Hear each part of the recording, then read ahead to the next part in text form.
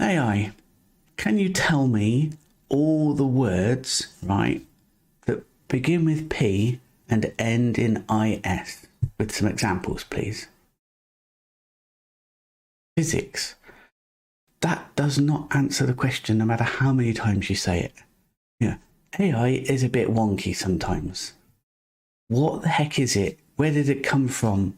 What does it even do? How does it work? Well, in this video, I'm going to go through these lovely questions, telling you that it's not magic, and I'll show you exactly how it works. AI, can you tell me all the words, right, that begin with P and end in IS with some examples, please? Physics. That does not answer the question no matter how many times you say it. Yeah, AI is a bit wonky sometimes. What the heck is it? Where did it come from? What does it even do? How does it work? Well, in this video, I'm going to go through these lovely questions, telling you that it's not magic, and I'll show you exactly how it works. Before I do that though, just a quick mention to Tech Answers Club, where deploying code, creating code is hard work. Deploying is really hard. And as an expert in CI/CD and operability and DevOps and things, I've created a community so we can come together and help each other out. So if you're on my channel, you're probably in DevOps or interested in DevOps. So the first obvious question is, why does this matter for DevOps? Well, AI can help us in a number of ways. Yes, it sort of helps with creating code, but it can also analyze lots and lots of data. That's what it's really good at. So it can analysis of data and then give us trends. It can look at lots of other things and code and analyze it and tell us about, are there any security flaws in there? It's really good at sucking in information and summarizing. Of course, it's also important to DevOps engineers from the other side of the fence. We've got our colleagues over in big data and machine learning, and they want infrastructure to be able to run their models and hold their data and all that sort of thing. And the other side of the coin, as an operability engineer, is providing those environments to those very learned data colleagues of ours. So, a quick overview of AI history. And what can it do for us? We might get to a point in the future where we wake up and the DevOps pipelines have been optimized overnight. Your code is reviewed and it's given you some pointers. Yeah, it's still not so great, is it? So maybe we'll just relegate it to making us coffee, but you'll have to go get it yourself. Hey, but we're in 2025, who knows? We've got AI agents, look at my previous video for that sort of stuff, and they're going to transform how we work. And we can use ChatGPT and Claude and Gemini in order to do those things, but by working as a team, just like humans, then they can accelerate their power and understanding. In fact, at the weekend, I was talking to some colleagues, and they said that Facebook held a experiment, you've probably heard about this, where they put one AI thing over here and one AI thing over there, and they enabled them to talk to each other. And it wasn't very long before they'd invented their own language and were quite happily conversing, and us humans didn't have a blooming clue what they were talking about. So getting them to talk to each other is good, but as teamwork, you need a good manager, like all kind of work groups, right? So let's talk about why it exists in the first place. Teaching versus programming. When I'm a programmer, I'm talking to a computer and I'm giving it instructions, step-by-step instructions. I can't just say to the computer, walk out there and pick up a thing, right? That's not enough detail. The computers, when you're programming them, is, well, first you have to stand up. Okay, how do I stand up? Well, you got to move your legs and keep your balance. And then once you've managed that, you've then got to get into the hallway. Well, there's a door in the way. where you've got to open the door. Oh, the door's locked. Or you got to unlock the door. And it's a lot of stuff that you need to think about and preempt just to tell the computer how to do a thing. And we know all of this, but we do it so automatically that we forget it's there. And how do we know it? Well, we are taught it. We are taught it through two ways. We're taught it by somebody actually showing us a thing. You know, if you're watching videos on YouTube like this one, then you've got people who are demonstrating how to do a thing, and then you can copy them. Similar to how we learn language. We listen to our adults that are around us, and we just copy them, and eventually we work out how to speak. Same for walking. Except walking is a little bit of a dodgy case, because we can see people walking, and the grown-ups kind of help us a little bit, but you know, for the finer detail and keeping our balance and thing, we've got to work that out on our own. And so there's a certain element of self-taught going on as well. Great. So we got machine learning. How do machines learn? There's three main ways that machines learn. Supervised, like the grown-ups helping us do the thing. Unsupervised, where we're just messing about, trying things. You know, we've unpacked the box and we just pulled a tech out, and do we want to look at the manual? Nah, we'll just push all the buttons and work it out on our own. And that's closely tied with reinforcement learning, where you can do something and you get better and better through practice, and you get the reinforced message that you're getting better. You know, like when you're riding a bike, you know, you go a little bit further and then you fall off, and you try it again and you go even further the second time without falling off, and eventually you stop falling off, maybe. So in machine learning terms, you know, supervised algorithms, well, they're supervised by, here's a bunch of pictures and we're going to label them for you. Now, it's a bit like I said, when you learn to learn language. I remember talking to Sophie, my daughter, and she would often point at things. You know, I'd be holding her and she'd like that, and I would tell her what it is. You know, that's a light switch. That's a light. That's the carpet.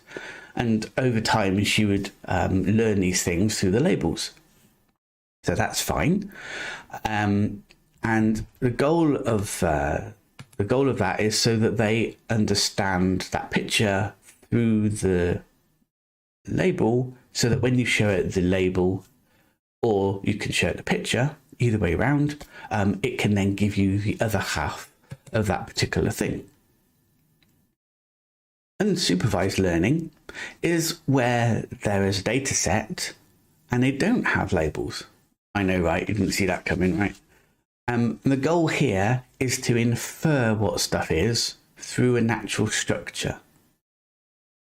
Now, that sounds like complete gobbledygook to me, but I'm sure it will come apparent in the next following slides. But reinforcement learning is where we get the AI to make a sequence of decisions, and it learns to achieve a goal without any particular direction. It's like, you know, go out there, and the closer you get to going out there means we give you, a prize or something. So it makes decisions following a policy, and it takes some actions, and then if the action was good, then it's rewarded, and if the action was bad, then it's not rewarded. Yeah, a bit like dog training, I suppose. This is great. Give us some examples of real life, I can hear you saying. So how is it actually used? Well, I use AI every day, whether I like it or not. And this is because there's various tools that use AI. Now, when I say AI, I mean the more general thing. And what I mean by the general thing, I'll get into in a moment. But I use machine learning in ways to analyze traffic. You know, part of my job is looking after web servers, lots of web servers. And we look at the traffic that comes in and we classify it. So this could be like tying up where somebody is based on their IP address and the account they're attempting to access. Is it a corporate account they're accessing, or is it a personal account they're accessing? Have they accessed from that location before? So we can have live analysis. You've probably seen the emails, right? We've just detected a logon from Timbuktu, and we're alerting you to it because normally you're not on holiday in Timbuktu. Normally you're sitting in London or Paris or something. So by having AI just monitor the logs, we can generate alerts like that. We can also go wider with that. We can see if the same IP address is being used for multiple logons, and that might flag our fraud detection. Or my favorite example has got to be in Asda. Asda's a supermarket in the UK. And you've got those scales, you know, you're in the vegetable aisle and you've picked up some bananas. Okay, it's a fruit and vegetable aisle. We got some bananas, right? We put them on the scales and there's no panel to tell the scales what you've just put on there. But there's a camera. It can see. I mean, amazing. So it's picture recognition. Okay, great. It looks at the picture. It goes, Neil, it doesn't know my name. But if it did, it would say, Neil, you've put some bananas on there. Let me weigh them and print out a ticket for you. And there you go. There's a ticket with bananas. And I'm like, fabulous. And off I go. I haven't got a faff with a user interface trying to find, fruit, yellow fruit, banana, or any of that rubbish. It'll just print off the thing, which I think is an awesome use for AI. So machine learning. Machine learning is what we're talking about. How to get a machine to learn something. And so we've already mentioned that there's supervised, unsupervised, and reward-based learning, reinforcement. And so there's some models that we've got that we can explain this. So let me give you an example of some supervised learning models. These are really great sounding names, by the way. Now, academics love them. Naming things is hard. What can you do? So we've got linear regression, right? And that sounds very posh, but really what it means is here's a sequence of stuff. Guess what comes next. You've probably seen quiz questions like, what's 1, 1, 2, 5? No? I'm rubbish at quiz questions, clearly. It's the Fibonacci sequence. What's the next number? That sort of thing. Or if you're predicting trends, it can say, here's the number, and it might be a graph going all over the place, and you want the computer to kind of predict or extrapolate the trend. That's a linear regression. And you can get it to either predict the new numbers or tell something if it doesn't fit in there. The usage of it is different. At the moment, we're talking about just the training. Logistic regression, and this is used for binary classification tasks. Quite literally, is it a yes or is it a no? And it estimates the chances of yes or no based on the inputs that you give it. And you can label it because it's supervised. And so we say, if you get all these numbers, that's a yes. And if you get all these numbers, that's a no. And we just give it thousands of examples and it learns. Then there's decision trees. These models predict the value of a target by learning simple rules inferred in the data. And so this can be used in order to come up with a more varied answer rather than just yes or no. It can come back with like a little bit or 40% or something like that. Random forests.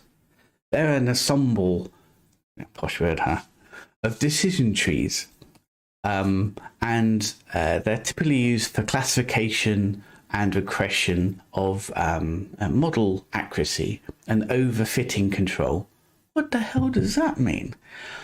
Overfitting is where if you train something, then it will look at the data. And what you've got to watch out for is overfitting of training. This happened on an experiment. I'll give you an example. So there was a picture recognition. They were training it, and it was designed to spot tanks. Okay, so they'd show it a picture, and there'd be a tank in it. it was labeled, is there a tank or is there no tank? And so they give it, a load of pictures, and it learned whether it had a tank or no tank in there. And when they came to test it, there was a picture and there was no visual indication of a tank in the picture. Now, the person that took the picture knew there was a tank on the field at the time because they'd taken it, but they couldn't work out how the computer knew this. And so what they'd actually figured out is the computer wasn't spotting tanks. It was just spotting whether it was a sunny day or an overcast day. And it just so happened that all the tank pictures were on a sunny day and all the overcast pictures, they didn't have the tanks out. I guess they get stuck in the mud or they like the sunshine or something. So overfitting is something you've got to watch out for your data, because otherwise it can be very rigid and not actually pick up anything new. So with a random forest, you can kind of throw some extra stuff at it just to widen the parameters a little bit. Okay, last two. To support vector machines, SVMs, they are effective in high dimensional spaces. Yeah, great. What's a dimension, I hear you ask? So a dimension is an input coming into your neural network or machine learning thing. And so if you've got a lot of inputs coming in, then you can use a support vector machine in order to take all of those inputs, process it through a system, and then it comes out with an answer, usually a classification. So we might use that for labeling pictures of cats versus dogs or houses or something like that. And then there's neural networks, which a lot of these kind of use underneath. And so they enable you to encode a large number of functions. There's a really good video that demonstrates this, and I'll see if I can dig it out for you. But essentially, if you've got a given set of inputs and it goes to a function, you should get the same output, right? And a neural network has a way of encoding curves. So where we were talking about support vector machines and labeling stuff, it's essentially getting a whole load of data points and plotting a line. And if you're this side or this side, then you can be classified as one or the other. And if you've got a neural network, then it mimics how our brains work, but it also enables you to encode much more complex information. So rather than a straight line, which would be a very simple support vector machine, you can have like a wiggly line or circles and all sorts of stuff based on having more and more and more neurons.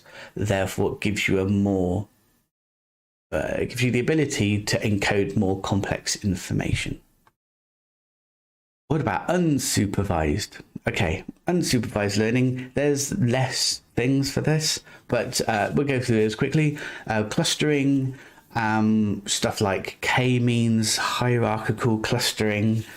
Sounds really impressive, doesn't it? But this is where you can group stuff together. It's a type of classification. Association, where they will find rules that describe large portions of the data, like looking at a load of Twitter answers and deciding whether people are happy or sad, something like that. Principal component analysis, statistical procedure that uses an orthogonal transformation to convert a set of what? That sounds rubbish. Anyway, what does it do? It means that we've got a set of uncorrelated values and it looks like complete gibberish, but we're going to try and work out what it is. And these are very good for environments that are very noisy. If you've got really grainy photos and stuff, then it can still kind of figure it out. And autoencoders, which is a special type of neural network that we mentioned already, but it will just take in a lot of unlabeled data and just kind of remember it, which is sort of the basis for how a lot of the large language models work. And finally, reinforcement, right?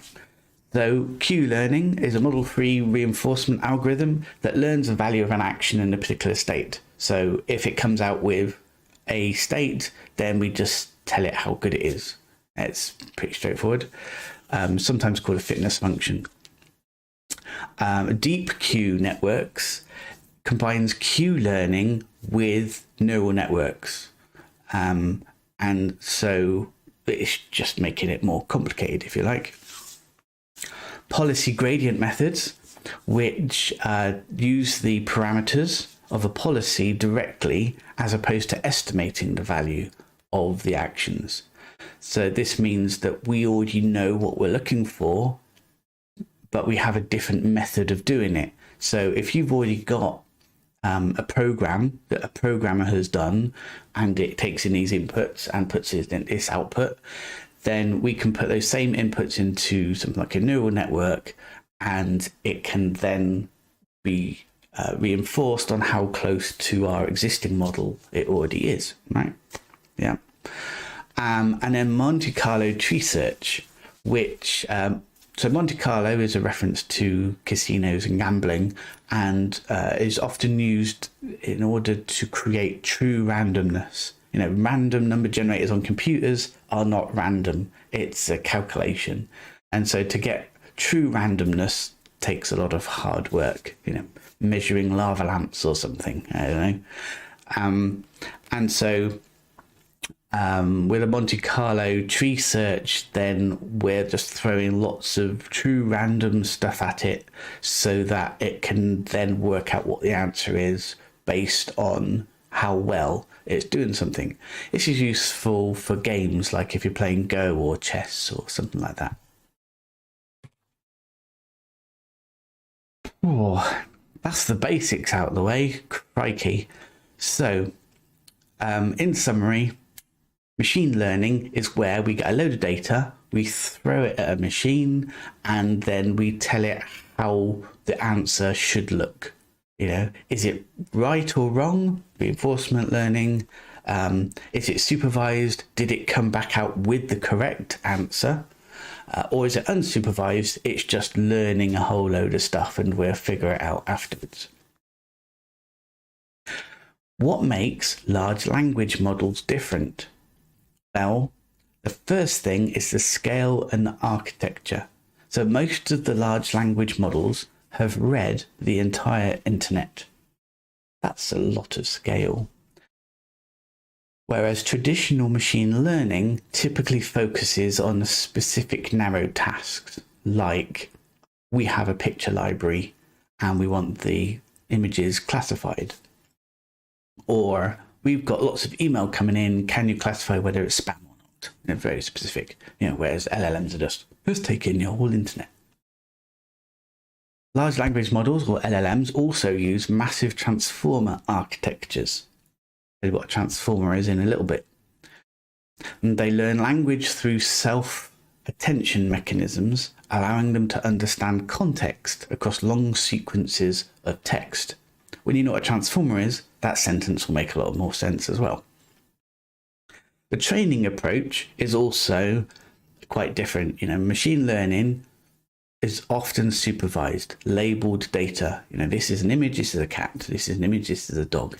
Whereas with the large language models, we're just throwing lots of words at it, and it's inferring the context and the structure and the grammar by just its own labeling system. What this really means is we have no idea how it actually works. And it's got a general ability. You know, machine learning, we give it a specific thing. We want to see if these emails are spam. We want to identify these photographs. We want to know if there's a tank in the picture. Whereas with the LLMs, we're giving it just general sentences.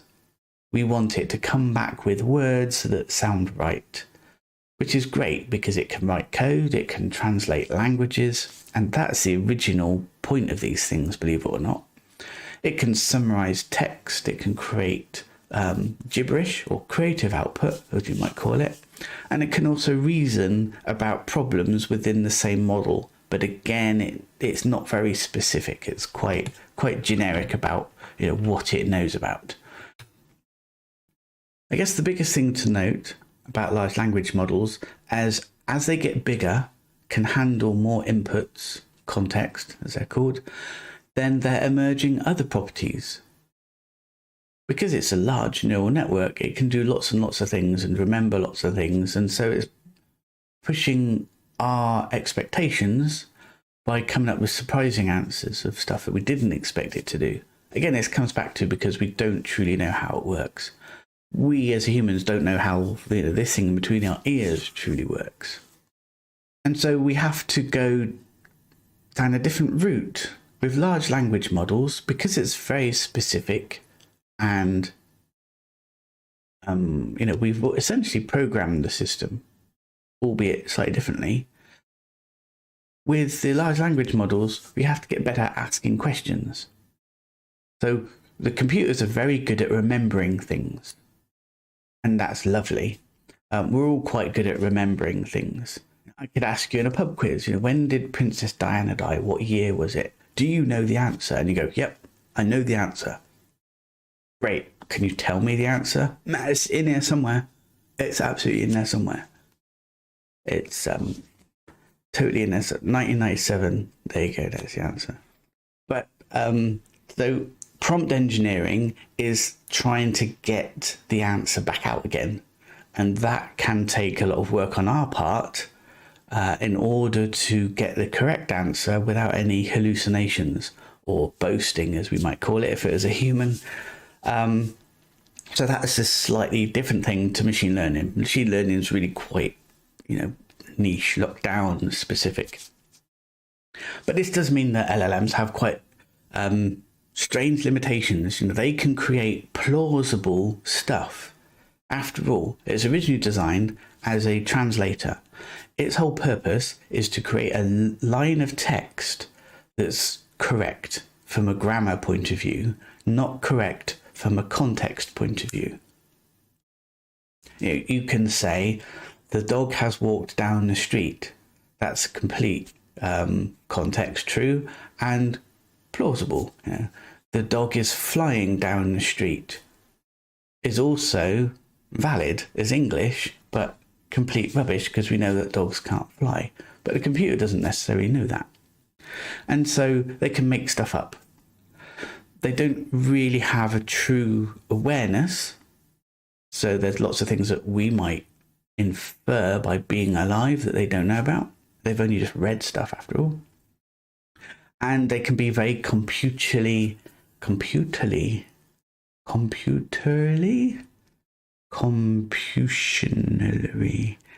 They're very expensive to run. They can be very expensive to run, and there's a word for that.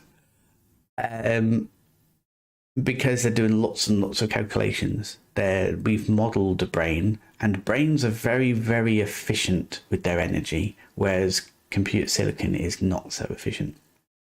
And like I've already mentioned, they require careful prompt inputs in order to get the right response out. So I mentioned transformers. What are those? No, they're not from another place. They don't turn into cars. They just get data in and they transform it into something else. And that's boring, isn't it? Anyways, they're used a lot in large language models. And there's a picture on the screen, maybe, for you to look at, which probably won't make any sense. So let me explain it with a simple analogy. Imagine that you're at a huge conference, okay, and you're a big round table, and there's loads of people, and everyone's having conversations. It's really noisy. Sounds like a nightmare, right? Anyway, people are looking for attention, and attention, when someone's talking, is acknowledged by eye contact. You can kind of gauge that someone's listening to you because they're looking at you. It's fair enough, that's attention. So when someone speaks at the table, you don't pay equal attention to everybody. You mainly focus on the people that's relevant to what's being said. You might glance at someone who spoke earlier at a related point to kind of bring them into the conversation. And in Transformers, it's also all about this self-attention. So each word plays and pays a different amount of attention to the other words of the sentence. My example earlier, the dog was flying down the street. We want to pay attention to dog flying in the street. We're not really worried about the rest of the words. They just give it a little bit more context. So about attention on the right words. We've also got a certain amount of parallel processing. So what this means is, because computers can multitask, if you like, they can focus on many conversations at once. So we've got this huge conference table with lots of conversations, whereas as humans, we use our attention for eye contact to listen to one person at a time. Parallel processing enables the machine to be able to listen to everybody all at once, and so therefore take all that information in. Of course, that has some drawbacks. The old systems, had to process words one at a time, like a single person trying to follow multiple conversations by running around all the tables. Whereas, the newer systems can do a little bit better than that. But transformers process everything at once. So it's like having conversation with multiple people and then watching different parts of the conversation all at the same time. It's kind of difficult for us to get our head around, right? They also have a position understanding.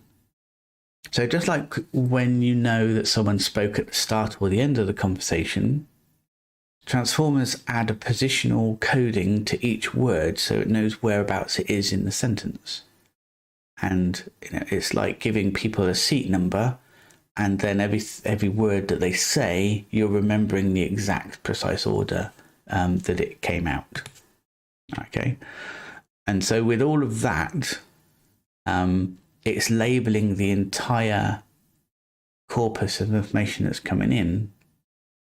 So essentially it can spew it back out again. But I'm sure you can see there's problems with this. If it's listening to multiple conversations at the same time, then there might be certain crossover and stuff going on that you may not want, which is partially why AIs can come out with rubbish. Anyways, so the real power comes down to finding relationships between those complex sets. They're all one conversation or multiple conversations, but understanding relationships between words, between the conversations, and building a simple or a complex model between those words and conversations, and combining the information in new ways, or just fudging it together. And then just doing that a lot over and over and over and over and over again until something sensible pops out. When I say sensible, I mean grammatically correct. So you've probably seen when you type something in, the AI will slowly go down. Now you know how fast computers go. Why does each word just pop out gently? That's because it's finding out what that next word should be, and it's doing like a million of them before it picks one it likes the best. That's really inefficient. But they're going really, really, really fast, and yet the result is really, really slow. Like I said, our efficiencies are different with this. But what it does mean is that they can take all this information in, and then we can use chatbots to steer the conversation and get some information out. They can analyze other text, understand the context and the words and the placements, give weighting to it, and then tell us an analysis afterwards or a summary. And I think more recently is speech recognition, because we all talk slightly different, but we know that we're just turning speech, what we say, into text. And because it understands how text should be structured, it can therefore understand what we're saying, or at least transcribe it. And so that's my brief introduction to AI. If you've got any questions on that, hit me up below for sure. But I'd like to know what's next for you in the AI. Want to take this one step further. If you're a programmer, then maybe you can look at some of the API integrations into the chatbots. Learn more about those machine learning concepts, because it all comes down to the basics. You need to understand those machine learning concepts, and then the large language models are really sitting on there. That's why we didn't have them earlier. We've had all the machine learning first. And experiment with the open source models. You can go onto Hugging Face and download different trained models, because training takes a ton of resource, even more than just running the damn thing. And you can run something locally on your machine, like an Olama, which will take in certain models and experiment locally without having to pay open AI fees and things. If you're not a programmer, well, there's still some stuff that you can do to play with this stuff. There's some no-code interfaces like N8N and Context. The biggest thing that you can do is research prompt engineering. What's the best prompt to give to the large language model in order to get out what you actually want? And remember that AI does have limitations. It understands what an English word looks like, but it doesn't necessarily understand the context. It doesn't know anything specifically. It doesn't know that dogs can fly or not fly. It doesn't know that normal hands are supposed to have 4 fingers and a thumb. And so it can make mistakes. And that's all I have for you. So, that was a long one. Thanks for sticking with me. If I can answer any questions, then head on over to Tech Answers Club, and I will endeavour to help you as best I can. If you want generic answers, then go talk to AI, and it may or may not give you the truth. It's up for you to decide. But until next time, may your deployments be smooth.